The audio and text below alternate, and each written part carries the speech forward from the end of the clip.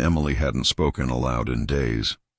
The house was too quiet now, so quiet that even the creak of the wooden floor beneath her feet felt intrusive, like a sound that didn't belong anymore. She stood in the doorway of the kitchen, still wearing the oversized hoodie her father had once joked made her look like a walking sweatshirt. The same coffee cup sat untouched on the counter, the one he used to fill for her every morning even though she didn't drink it. He'd always said, "One day you'll wake up and realize black coffee solves more problems than it causes." She smiled at the memory, but the corners of her mouth didn't make it all the way. It was a tired smile, the kind that comes out of habit more than feeling. The kitchen table remained set for two, though no one had sat across from her in over 3 weeks. She couldn't bring herself to move his placemat or wash his last cereal bowl that rested quietly in the sink. It was strange how such simple objects had become sacred. Mail had started to pile up on the hallway console.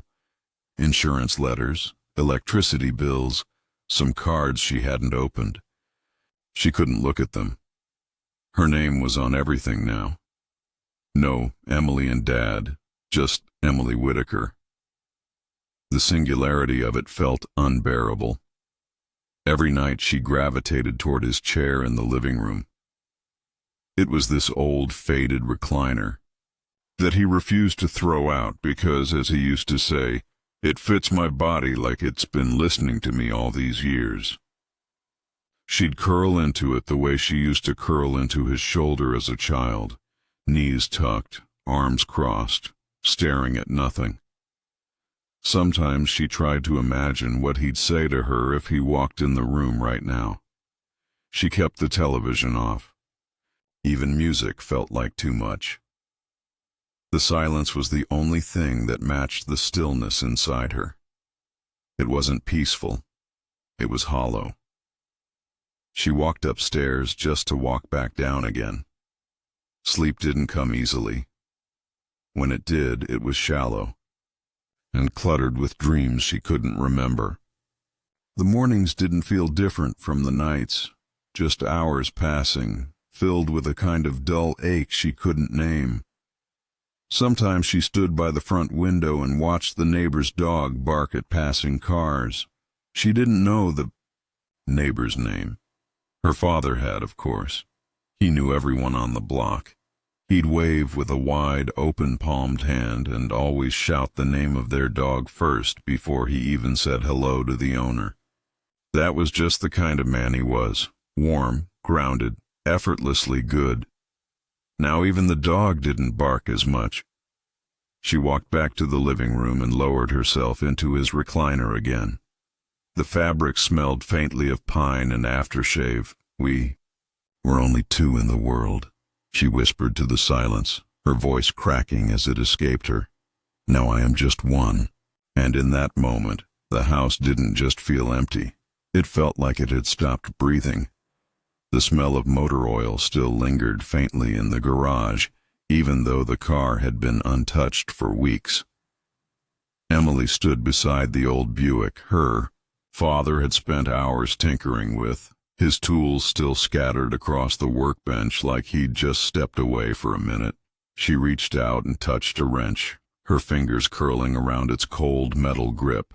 He used to hand her tools like that when she was little, grinning under the hood and saying, "You're my best assistant, Em, don't tell the dog." That memory clung to her as she closed her eyes. Suddenly she was 8 again, standing on a stool in the kitchen while her father cooked her birthday pancakes. He'd worn that ridiculous paper crown from the dollar store, insisting that she wear one too. "Princess Emily deserves a royal breakfast," he'd said, flipping the pancake too high on purpose just to make her laugh. And she had laughed, loud, breathless, safe. Now the kitchen was still. The silence had a weight to it, like a fog that never lifted. She had tried, briefly, to return to her job at the library. She made it as far as her desk, surrounded by the comfort of old books and routine. But as she opened her email, her vision blurred. A coworker approached her gently, placing a hand on her shoulder. "Take your time," they said, with eyes that were kind but distant. "Let me know if you need anything." They all said that, the same 5 words. "Let me know if you need anything." But no one stuck around long enough to hear what she might actually need. The afternoon stretched endlessly. She'd sit on the front porch sometimes, just watching the breeze ripple through the neighbors' hedges. Sometimes people passed and offered tight, awkward smiles. She wondered if they pitied her or just didn't know what to say. Maybe both. One rainy afternoon, she was cleaning out the hallway drawer when she found it. Her father's old phone, still plugged into its charger. She stared at it for a long time before unlocking it. The background was a photo of them at the beach. She was 10, wearing his sunglasses, both of them laughing so hard their shoulders shook. She navigated to the voicemail tab. There were dozens, but one was labeled with a heart emoji. Her heart squeezed. She pressed play. "Hey, Em. Just wanted to check if you made it home safe. It's snowing pretty hard out there, and you know I worry. Anyway, dinner's in the fridge. Heat it up and don't pretend you're not hungry. I'll see you tomorrow, sweetheart. Love you." The sound of his voice cracked something deep inside her. She replayed it. Again and again. It was like he was still here, in some small, digital way. Her fingers hovered over the delete button, but she couldn't do it. She never would. That night, she held the phone to her chest and curled into a ball on the couch. Grief wasn't loud. It didn't scream or thrash. It just sat quietly inside her, like a weight too familiar to fight. The next morning, she looked at herself in the mirror. Her eyes were swollen, red-rimmed and tired. Her hair was unwashed, her skin pale. She didn't recognize the reflection. It wasn't the face of the girl who used to dance in the kitchen while her dad hummed old rock songs and spun her in his arms like she weighed nothing. She opened the fridge, saw a half-empty bottle of orange juice, and remembered how he used to write goofy notes on Post-its. "Vitamin C today, world domination tomorrow." One still clung to the fridge, faded and curling at the edges. She ran her fingers over it like it might still hold warmth. Everything reminded her of him. His slippers by the door, his reading glasses on the nightstand, the blanket he always draped over her legs when she napped on the couch. Memory had turned the entire house into a trap. There was no corner of her life untouched by him, and in that truth she found comfort and torment in equal measure. She wasn't sure what scared her more, forgetting him one day, or never being able to live without the constant ache of remembering. It was late afternoon when the knock came. Not loud, not urgent, just 3 soft, measured taps on the front door.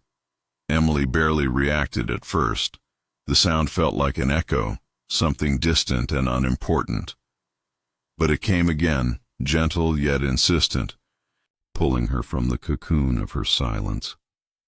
She opened the door slowly, not quite ready to meet whoever was on the other side. Standing there, awkward but calm, was the man from next door. Tall, maybe mid-30s, with a quiet face and kind eyes.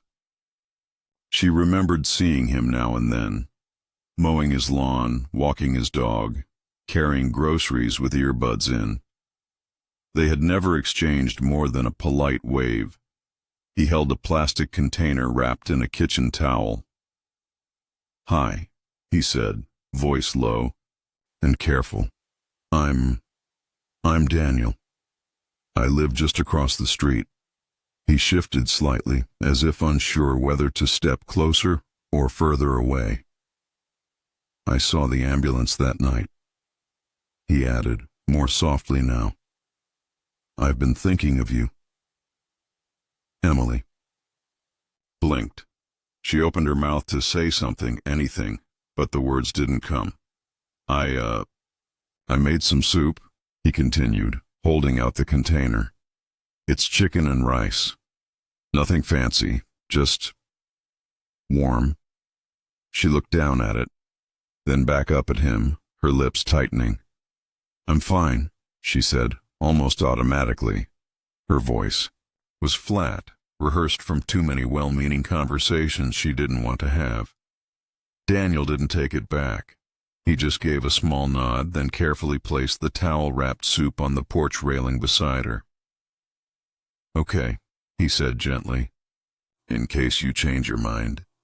He offered a faint smile, not the kind people wear when they're trying too hard to be cheerful, but one that acknowledged the heaviness in the air.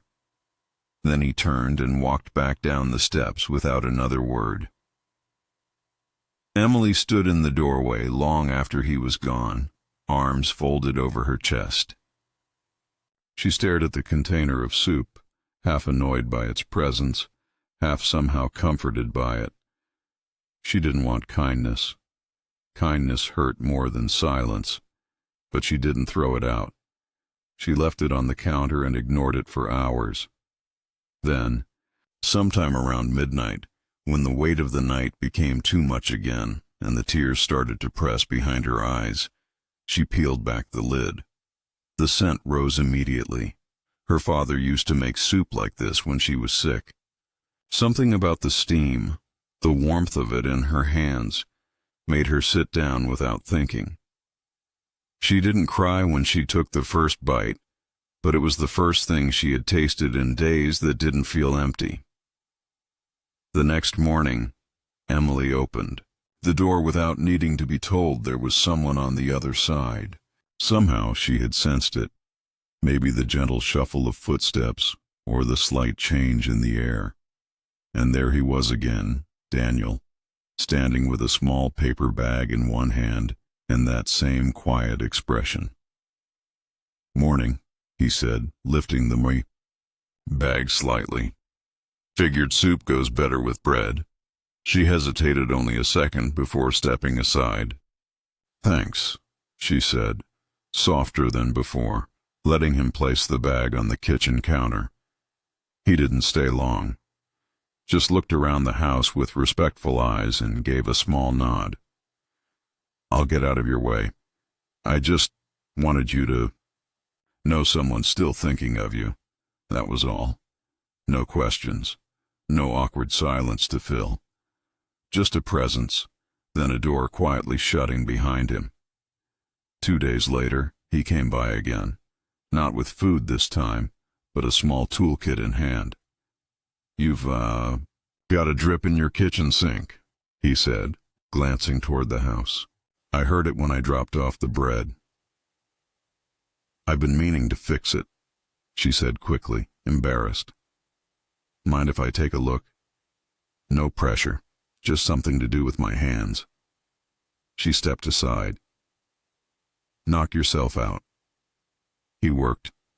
In silence, crouched beneath the sink, fiddling with pipes and washers while she hovered awkwardly nearby. She didn't know what to do with herself, so she sat at the kitchen table, staring at the back of his head. Most people disappear, she said suddenly. Her voice cracked a little. They say things like, let me know if you need anything. Then they disappear. Daniel didn't turn around, just kept tightening something. Yeah, he murmured. Most people mean well. They just don't know how to sit with grief. The words settled in her chest. He wasn't trying to fix her, just the faucet. When he stood up, wiping his hands with a rag, she gestured toward the coffee maker. Want some? She asked, surprising even herself. He nodded. Only if you're having some too. They sat in silence, steam curling from mismatched mugs, the dripping faucet now silent. I can't even breathe without him, she said suddenly. Her voice trembled, but she didn't stop. He was everything, My dad, my anchor. I keep thinking I'll hear him walking down the hall or calling my name, and when I don't, it feels like the world's not real anymore. Daniel looked down at his mug. He didn't speak right away, which she appreciated. When he did, his words were steady, personal. I lost my brother 3 years ago, he said. Car accident. He was 29. We were close, like twins, even though we weren't. For the first year, I kept thinking I'd see him everywhere, at the coffee shop, walking past me on the street. And when I realized I wouldn't, I felt like my skin didn't fit anymore. Emily blinked, the edges of her eyes wet. Did it get easier? He hesitated. Not exactly, but it got less loud. Like grief changed shape. It didn't leave, but it stopped screaming. They didn't say anything else for a while. It wasn't awkward, just quiet. Real. After he left, she didn't cry. Not out of numbness, but out of a small, surprising comfort. The house still felt empty, but a little less so. Over the next few weeks, Daniel continued to show up, but never too often. Once with a plate of cookies his sister had made. Another time to change the batteries in the smoke detectors. He never stayed long unless she asked him to, and he never pried. One rainy evening, he knocked and handed her a small potted plant. It's a peace lily, he said, shrugging. Low maintenance. Thought it might like your windowsill. Emily took it in her hands carefully, as if it might break. Thanks, she whispered. I've never kept anything alive before. Daniel smiled faintly. Neither had I. First one died in a week. You'll do better. She didn't tell him how she had begun looking toward the window at certain times of day, half hoping she might see him walking up. She didn't say how the sound of his knock had started to sound more like relief than disruption. She didn't have to. She just found herself lingering in the kitchen longer, folding blankets more carefully, brushing her hair even when she didn't plan to leave the house. And when she passed the peace lily in the window, she watered it gently, never letting it wilt. She still missed her father with every heartbeat, but for the first time, she wasn't entirely alone inside the ache. The morning sun pushed gently through the blinds, lighting the floor in soft gold. Emily stood barefoot in the living room, her fingers tracing the edge of the old record player that had sat untouched for months. Dust coated the wooden lid, and the vinyls beside it were beginning to curl at the corners. Still, she opened the case, feeling a strange surge of purpose. She selected the record almost without looking. Leonard Cohen, Suzanne. It had always been their song. Her dad used to hum along off-key as he cooked or read the paper. She remembered him dancing with her in socks across the floor, their laughter echoing off the walls.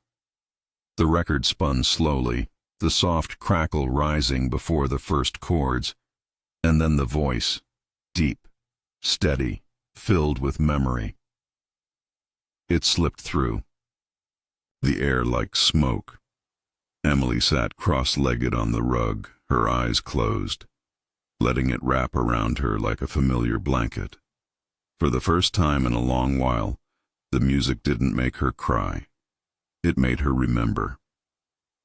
Later that afternoon, she pulled out a flower-streaked recipe card from the back of a kitchen drawer. Her father's handwriting scrawled across it, cinnamon coffee cake, for Sunday mornings and special bad days. She hadn't baked it since he passed. The kitchen came alive with the scent of cinnamon and brown sugar.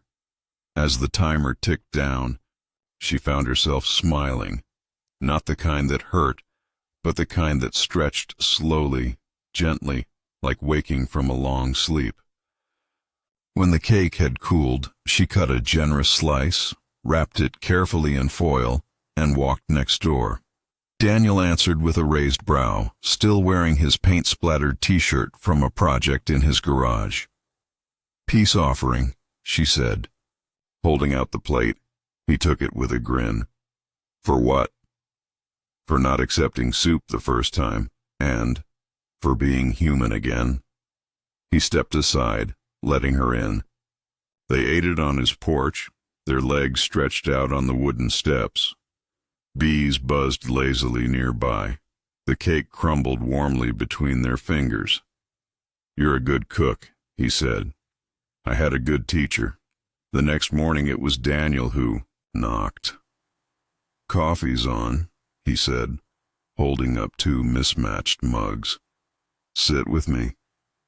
She hesitated, still in her pajama pants and with her hair twisted into something barely presentable. But she followed him out anyway. They sat under a soft sky, the world still cool and quiet.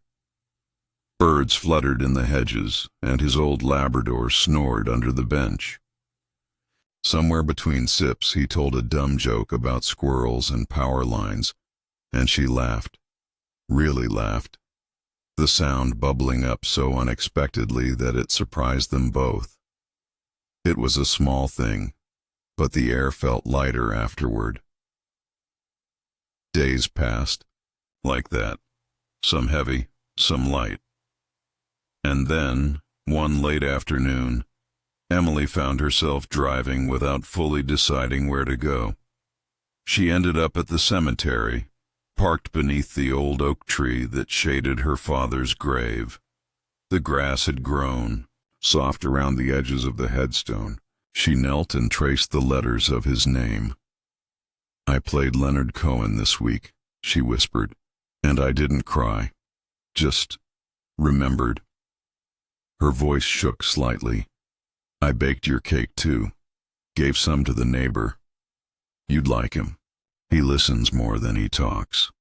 A breeze drifted through the trees, rustling the leaves above her. "I think," she said, swallowing, "I'm going to be okay." She sat with that truth for a while. It didn't feel like betrayal. It felt like something her father would have wanted, for her to keep going, slowly, softly, toward life again. She rose, brushing off her jeans. The world hadn't changed. Her grief hadn't vanished. But something inside her had shifted, just enough to let in the cracks of light. Emily sat by the window with her knees tucked up, a journal open in her lap. The pages were soft at the edges, filled with scattered thoughts, questions, pain, and quiet moments that had slowly built over. The past few months, today her pen moved with ease, no longer trembling in her fingers. She wrote slowly, deliberately. "I didn't know the human heart could heal this way, not all at once, not with fireworks or grand gestures, but through small, steady things, like music on quiet mornings, laughter on porches, soup left on the doorstep. I still miss him every day, but the grief has softened. I am learning how to breathe again." She closed the journal gently and placed it beside the windowsill.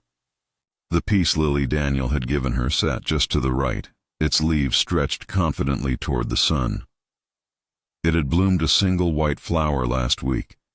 She'd stared at it for a long time, her chest tight with something that wasn't quite sadness.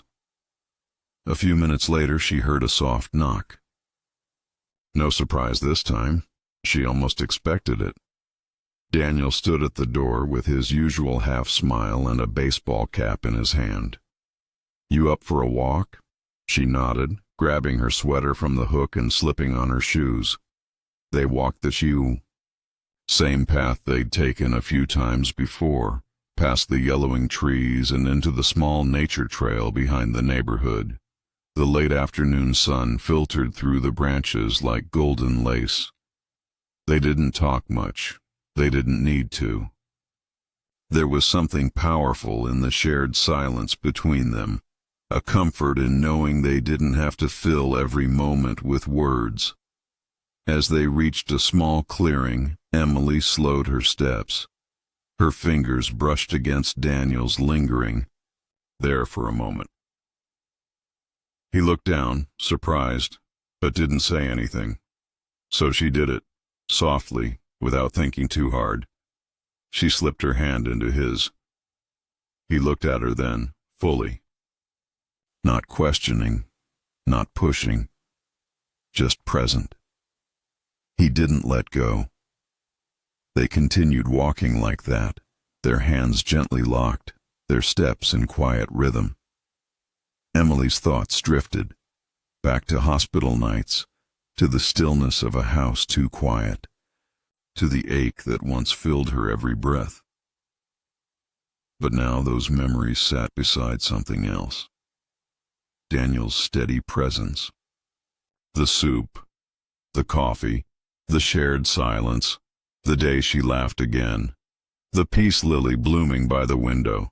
She knew what this was, not a fairy tale, not a rescue, just life, the kind that hurt and healed in turns, the kind that offered no guarantees, only chances, and sometimes that was enough. When they reached her house, she paused on the porch. "I never thought I'd be here," she said softly. "Not just standing, but open again." Daniel gave her a small nod. "Me neither." She didn't kiss him. He didn't pull her close. They just stood together, two people who had lost something they loved, someone they could never replace, and still found a reason to keep showing up. Later that night, as she settled into bed, she looked at the photo of her father on the nightstand. His eyes were crinkled in laughter, caught mid-joke, the same way she remembered him best. "I'm still your girl," she whispered, "but I'm going to live now. I think you'd want that." She turned off the light, the quiet house no longer so heavy. Her final thought before sleep came gently. "I lost the man who raised me. But somehow in that same world, someone stayed when I needed it most. Not to fix me, just to walk beside me until I remembered how to move forward." And in the stillness, that truth held her, warm and full of tomorrow.